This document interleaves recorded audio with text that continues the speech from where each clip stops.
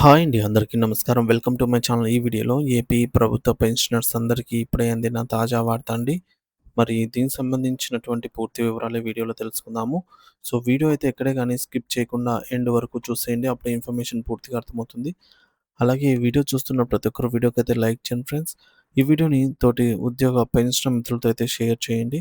కొత్తగా మన ఛానల్‌ని చూస్తున్న వారు ఇంకా ఎవరైనా సబ్స్క్రైబ్ చేసుకోకుంటే వెంటనే మన ఛానల్‌ని అయితే సబ్స్క్రైబ్ చేసుకోండి. సో, దీని ద్వారా నేను చేసే లేటెస్ట్ వీడియోస్ అన్నీ మీ వరకు రీచ్ అవుతాయి. ఇక ఆలస్యం చేయకుండా వివరాల్లోకైతే వెళ్ళిపోదాము. ఫ్రెండ్స్ ఇక విషయానికొచ్చినట్లయితే మారిన పెన్షన్ రూల్స్ అండి. సో, పెన్షన్ రూల్స్ అయితే మారాయన్నమాట. ముఖ్యంగా కేంద్రం నుండి కొత్త మార్గదర్శకాలు రావడం జరిగింది. అవేంటంటే ప్రభుత్వ ఉద్యోగి మరణాంతరం పెన్షన్ తీసుకుంటున్నటువంటి తల్లిదండ్రులకు, సో, ప్రభుత్వ ఉద్యోగి యొక్క తల్లిదండ్రులకు ముఖ్యమైన అలర్ట్ అయితే వచ్చింది. అంటే ఒక ఉద్యోగి ఎంప్లాయీ ఉంటారు. సో, ఆయన మరణించిన తర్వాత సో, లాస్ట్ ప్రయారిటీగా తల్లిదండ్రులకైతే వెళ్తుంది. సో, ఈ తల్లిదండ్రులకు ముఖ్యమైన అలర్ట్ అయితే రావడం జరిగింది. అదేంటంటే కేంద్ర ప్రభుత్వం ఫ్యామిలీ పెన్షన్‌కు సంబంధించి ఈ యొక్క కొత్త రూల్స్‌ను ప్రకటించింది. అవేంటో ఇప్పుడు చూద్దాం.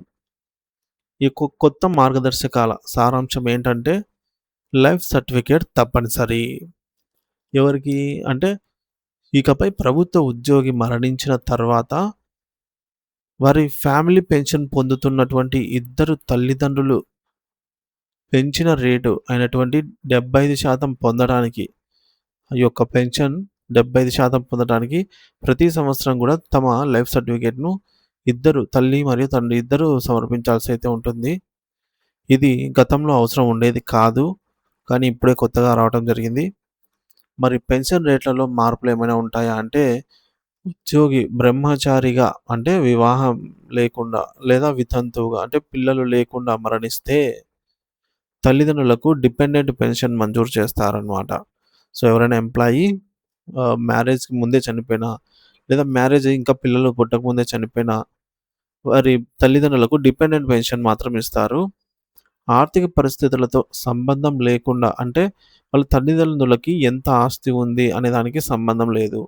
మరణించిన ప్రభుత్వ ఉద్యోగి చివరగా తీసుకున్న జీతంలో 75% వరకు గూడా ఇద్దరు తల్లిదండ్రులకు ఇస్తారు.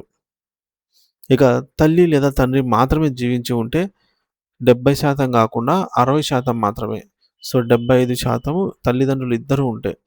కేవలం తల్లో లేదా తండ్రో ఎవరో ఒకరు మాత్రమే ఉంటే 60% మాత్రమే ఇస్తారు. ఇక్కడ చూడొచ్చు.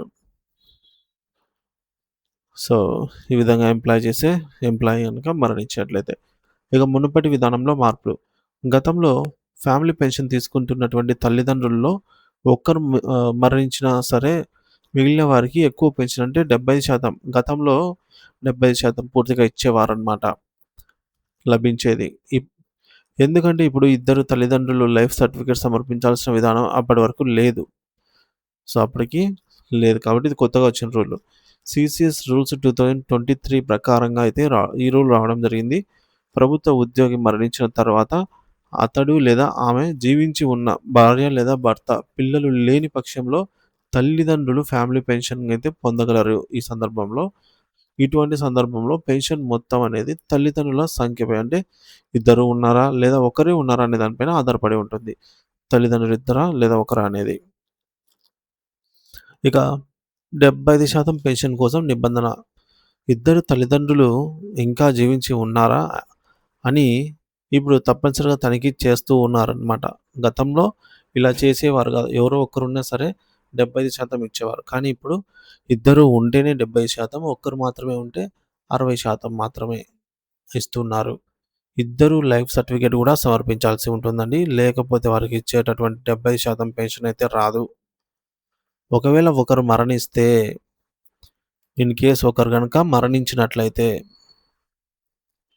ఆటోమేటిక్‌గా పెన్షన్ అనేది 60% అయితే తగ్గిపోతుంది. ఇక లైఫ్ సర్టిఫికేట్ సమర్పణ గడువు కేంద్ర ప్రభుత్వ ఉద్యోగులకు ముఖ్యంగా ప్రతి సంవత్సరం గూడా నవంబర్ 30 లోపు లైఫ్ సర్టిఫికేట్‌ను సమర్పిస్తూ ఉంటారు. ఇక ఆంధ్రప్రదేశ్ ప్రభుత్వ ఉద్యోగుల విషయానికొస్తే ప్రతి సంవత్సరం ఏపీ ప్రభుత్వ ఉద్యోగులు పెన్షనర్లు జనవరి మరియు ఫిబ్రవరి ఈ 2 నెలల్లో మాత్రమే లైఫ్ సర్టిఫికేట్‌ను సమర్పించాల్సి ఉంటుంది. సో, నవంబర్, డిసెంబర్‌లో సమర్పిస్తే రాష్ట్ర ప్రభుత్వ ఉద్యోగులు అవి వర్తించవు. చెల్లవన్నమాట రాష్ట్ర ప్రభుత్వ పెన్షనర్లకు. ఈ మార్పుల పట్ల అవగాహన కలిగి ఉండటం చాలా ముఖ్యము. అందరూ నిబంధనలను పాటించి సకాలంలో వారి యొక్క లైఫ్ సర్టిఫికేట్‌ను సమర్పించాలి అని కేంద్రం అయితే సూచించింది. సో, దీని ప్రకారంగా స్టేట్ గవర్నమెంట్ ఎంప్లాయీస్ అయితే జనవరి మరియు ఫిబ్రవరిలో, అదే కేంద్ర ప్రభుత్వ ఎంప్లాయీస్ అయితే నవంబర్ టు డిసెంబర్ ఈ టైంలో సబ్మిట్ చేయాలి.